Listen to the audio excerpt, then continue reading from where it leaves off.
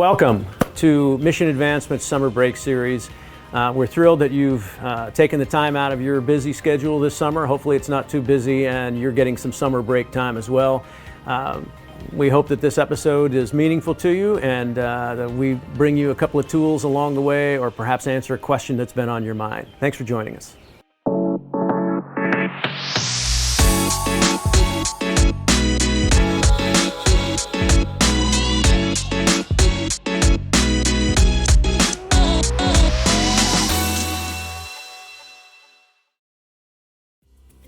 Hey, welcome back to our summer break series of webinars.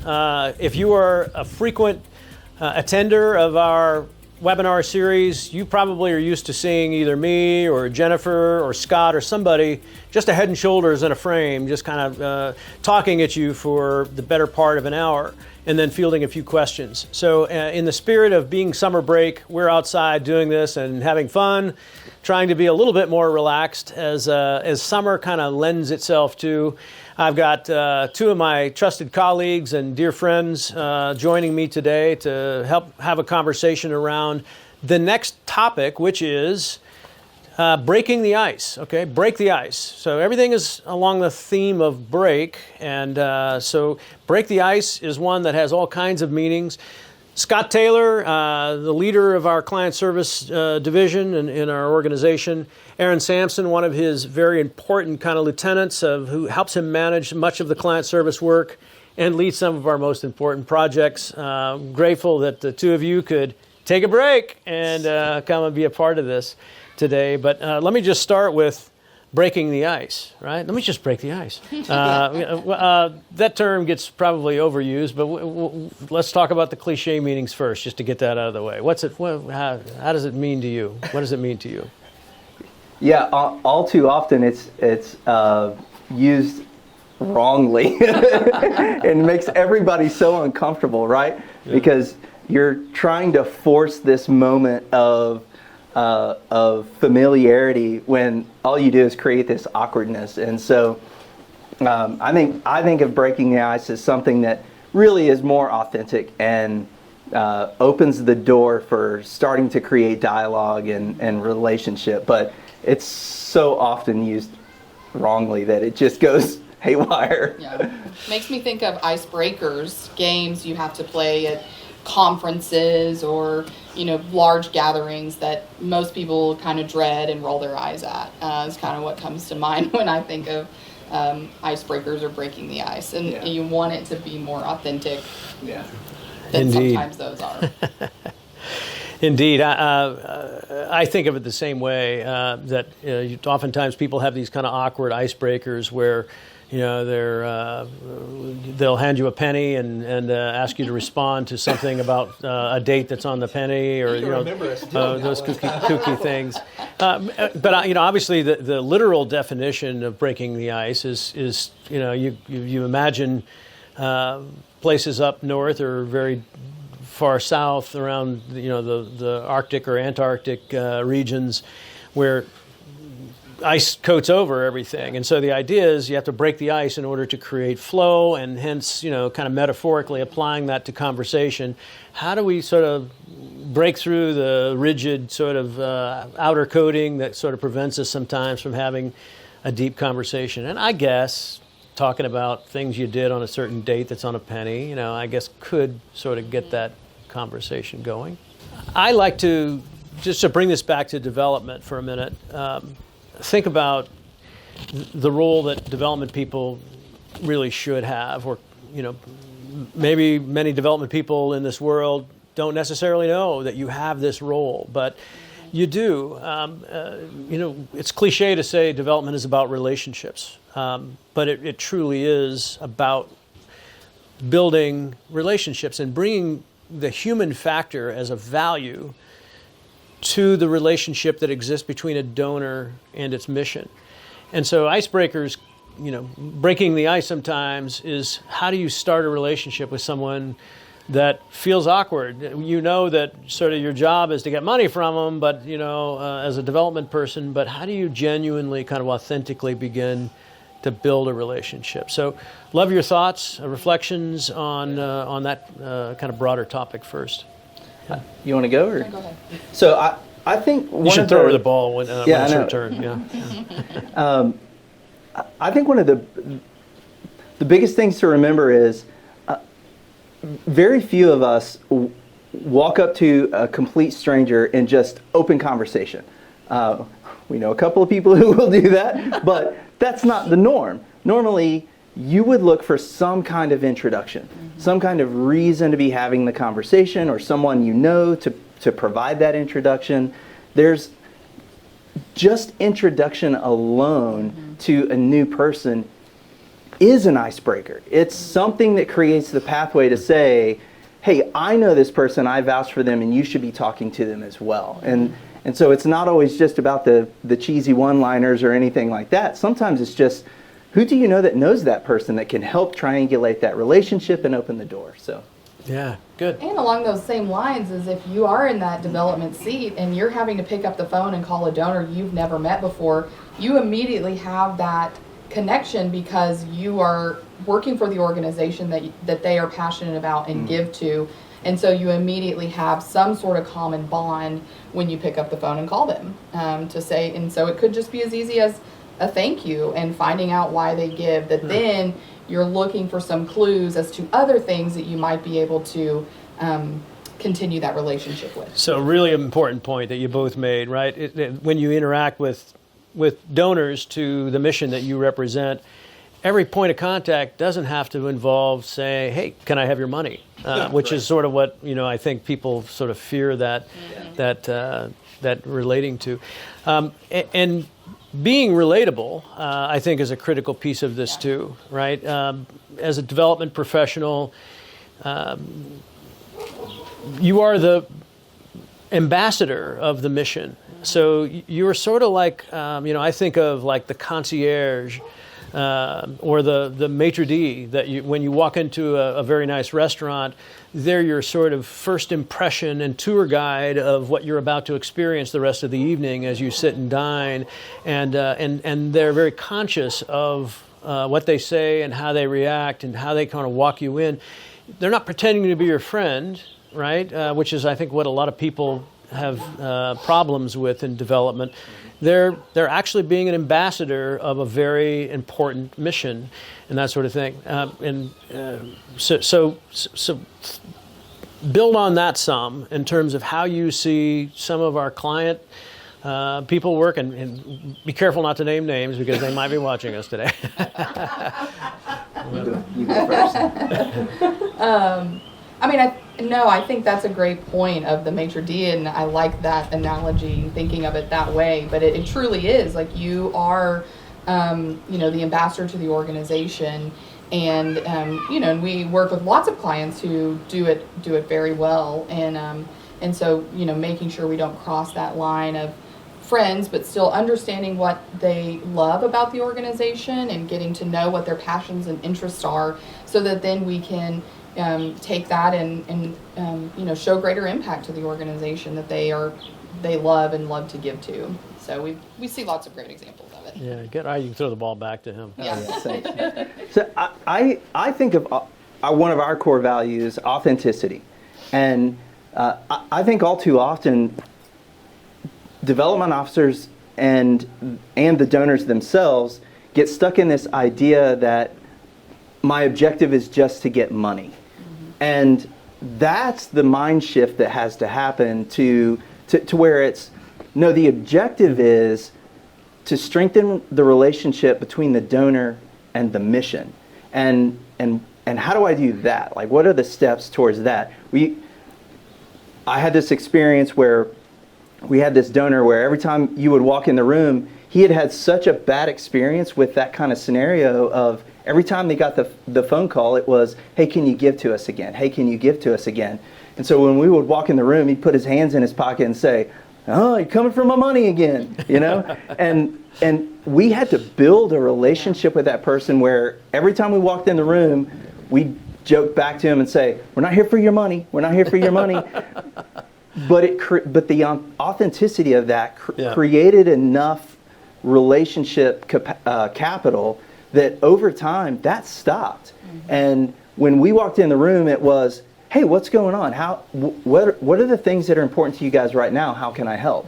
It completely shifted the relationship. So to me, part of the big shift there is, how do I become authentic in that relatability to trying to make sure that the donor knows, I'm not here for your money, I'm here to help you be closer to this mission that we both care about and love. Yeah, good. So there's some kind of natural characteristics that you hope your development staff kind of possess, right? Those relatable skills.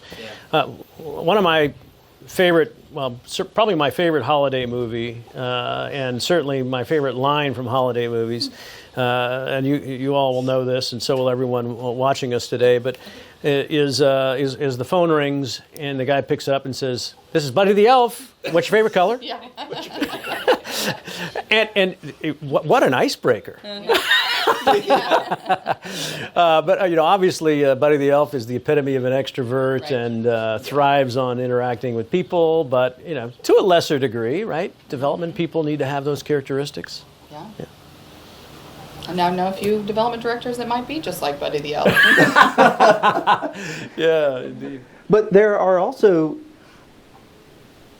a little more introverted development officers, and so those that are, they really have to discover, where's my comfort zone, because I'm one of those people where the introversion makes you want to go back into the shell a little bit and makes the icebreaker moment a little more challenging. The walking up to somebody and introducing yourself, or starting the conversation, that's difficult if you're a bit more introverted. Doesn't mean you're not a good fundraiser. It just means you have to approach it differently, or you have to prepare yourself differently. Mm-hmm. Introverted people, very typically, they want to have all the information they need before they start to do something, right? Yes. And so, okay, that just means you might do a little more prep before you reach out to a donor and try and have a conversation to know as much as you can about them, because that information will allow you to ask the best questions possible. It's the what's your favorite color, but at a hyper level, because there's a question out there that will get them engaged and responding. Mm-hmm. Yes. So I want to just build on this introvert-extrovert thing, because I do think that that's a misinterpreted out there. Yeah. The people think sometimes being introverted is really like being shy and being unable to conduct conversations. And I'm an introvert, and I don't know, maybe the two of you two are where you guys fall on that spectrum. Definitely. But it doesn't mean that I can't have a conversation with anyone. I feel like I can talk to anyone.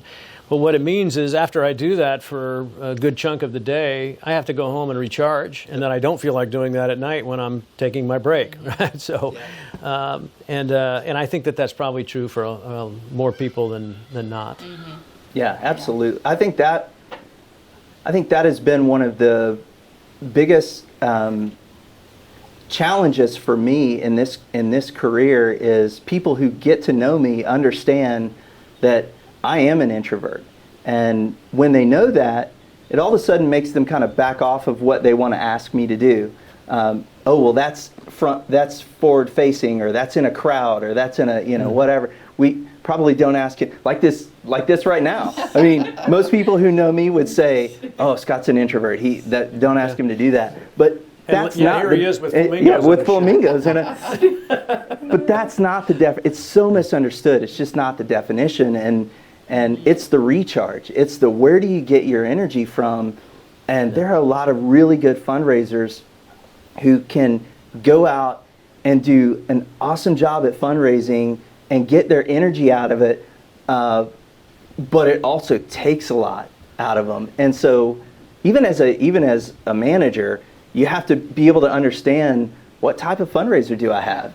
How long can I push them out the door before I have to allow them that space to recharge? And if I have somebody working all day and then they're doing events at night, they might need the morning to kind of recharge before they come back to work. Like, give them 2 hours, let them recharge so that they can actually function for you when they're back in the office. And everybody's just a little bit different that way. Right. And I think of like Aaron, who has a young family, and and you're out there sort of pouring your life out to clients throughout the day. You watch other development officers go through this thing every day, and you come home, and it's not like you necessarily come home to a quiet, peaceful household where you can put your feet up. So how, if you are introverted, how in the world do you recharge? Right, yeah, that's hard. And even as an extrovert, I'm finding I'm reaching that stage in my life where I do need to recharge because of what your work pulls from you and your kids and the demand that you have when you get home. So, I think it's a lot of that, what maybe we talked about in the first one, taking those breaks and making time for yourself to recharge is really, probably more important than anything when you have had to, really give a lot of yourself and you need that time to recharge, introvert or extrovert. So I'll tell you though, one of the things that has complicated this is the pandemic, right? We all sit at home, for there was a period of time where we all sat at home surrounded by our families and on a monitor, on a monitor, and it was days long of monitor, and then you go, and then you go straight from that, and 2 seconds later you're surrounded by kids or family or whatever it is. Right. There wasn't that drive home. There wasn't. I mean, it created a whole new dynamic to how do I get that space to recover. So it does go back to the previous episode. Yes, and so that we don't lose sight of what we're talking about today, we are talking about breaking the ice, and I know we can quickly kind of gravitate into what taking a break is really all about. But on the topic of breaking the ice, sometimes I get this all the time from new gift officers, and you guys probably do too in your kind of daily communication and interaction, where somebody that's new to the job will say, "Okay, they handed me a portfolio." And I'm just not sure what I'm supposed to do, and they're terrified because there's this expectation that if they begin to communicate with these donors, surely the only thing they should be doing is asking for money. Okay, so I'm kind of back to that again, and one of the things that kills me is that I see sometimes seasoned development officers commit the cardinal sin by taking perfectly good reasons to have conversations that aren't about raising money, to take those perfectly good reasons and waste them by doing something like putting something in the mail or emailing to them something, and I think to myself, where were their instincts when this kind of thing? And I'll just give you an example, and then I'll throw it to each of you guys to talk on this topic too. I had a client in the Chicago area. It was a school, and maybe they're watching, and maybe they'll go, "Oh, yep, that was us." So sorry, Tim. Oops, I'm kidding. It wasn't Tim, but it was. They decided one Christmas to. It was a great idea to produce blankets for the parents of football players and soccer players and of outdoor athletes, so that they could wear these, take these spirit blankets, but obviously they would use them as a thank you to very important donors. And initially they did it to provide just a few donors, and they thought, wow, we should do this to many more. Mm-hmm.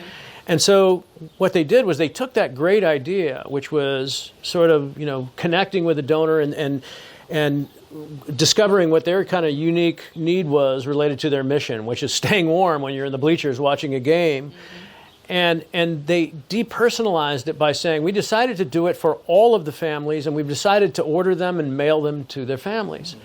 And I thought, how could you murder a great idea like that by now taking it to, it's not really about the gift, mm-hmm. right? It was about relationally connecting with a family and figuring out a way to kind of bring that human value into bringing them something that they need and turning it into an impersonal arrival of a package at their door. Yeah. So do you guys see other examples of that kind of thing going on? And we early on in my consulting I worked with a client that did a similar thing. They had gifts that they liked to send out every year, and they mailed them. And that was one of the first changes that we made in their practice was, no, let's stop. Let's figure out a different way so that we're not just, yes, we're saying thank you and we're providing this, tchotchke or whatever it is for them, but we're doing it and also opening the door for relationship, for conversation, and to be able to tell them point blank, boy, we really appreciate what you've done for this organization. And our exercise was to figure out who are the people that deliver those gifts. Right. And this organization was fantastic. They really embraced the idea, and they created a volunteer group that wanted to be a part of saying thank you. And this was made up of appropriate people, board members, things like that, where they would go out and say, we know what you do for the school, we just want to say thank you. And it created so many conversations and opened the door for development officers to reach out and to say, hey, I wanted to make sure that you got the gift that we were having delivered to your home. And so just the delivery itself, even if it was done by somebody else, created the opportunity for the development officer to do a reach out afterwards. That's awesome. Great example. Yeah. Yeah, I mean, I have several examples like that I've had with clients. What I would like to kind of go back to your topic about new development officers or new major gift officers when they first come in and don't really know what to do is, it's kind of what we were talking about with that breaking the ice. You have this ability that they're on the same page. They are a giver to your organization, but you have this new thing where you get to say, I'm new. Yeah.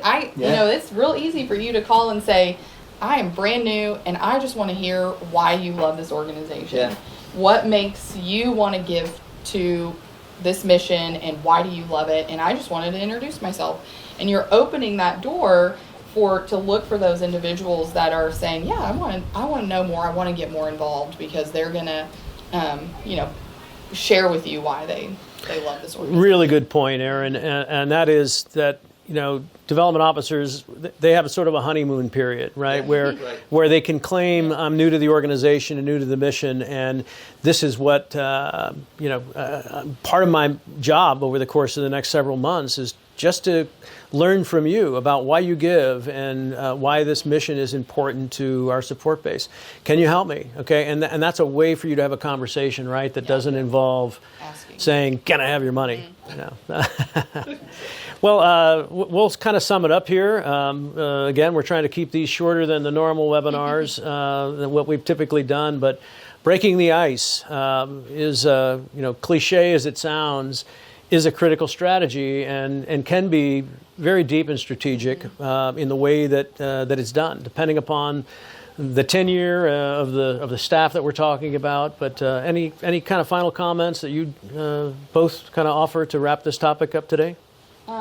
I think just don't be afraid to just pick up the phone and call a donor, and because you open the door and they're going to give you some little bit of nugget that you may have a connection to them, to something that you're going to be able to find to relate to them. So always be looking for those little nuggets of how you can connect and relate, because you already have that relational point of they are already a giver to your organization. Excellent. I think I would go back to what Erin said a minute ago. She was talking about new development officers, but I think this is true for even more experienced development officers. Learn how to ask really good questions. And frankly, most people love talking about themselves. And so take me for instance. So having questions that allow people to share about themselves and the connection to the organization makes it so much easier to break that ice, because you don't have to do anything. You just have to put the question out there and allow them to respond about something that they love and care about, which is themselves and the organization. So Agreed. Yep. My final comment is, remember, as a development professional, no matter what your role is, if you're the database manager, if you're the annual fund director, if you're an event manager, or if you're a gift officer, you still have a relational role, and have conversations and be that ambassador. You carry a great responsibility for your organization to be that maitre d' that sort of rolls out the red carpet and shows your support base aspects of your mission that they would never get to see without you. All right, thanks for joining us today for Breaking the Ice. And are you going to throw me the ball? Sure. Okay, fumble. That's okay. We don't do retakes, so that's in the can. See you next time. Thanks so much for joining us this week. We hope you had fun, maybe learned a little something. Just remember that all of these episodes are on our resources tab on our website, and go ahead and binge them, watch them, share them with your friends and colleagues in the nonprofit space. And we want to hear from you. So if you have questions, go ahead to our website at missionadvancement.com/summer break and go ahead and fill out that form and let us know what you have on your mind, and someone from our team will go ahead and answer you.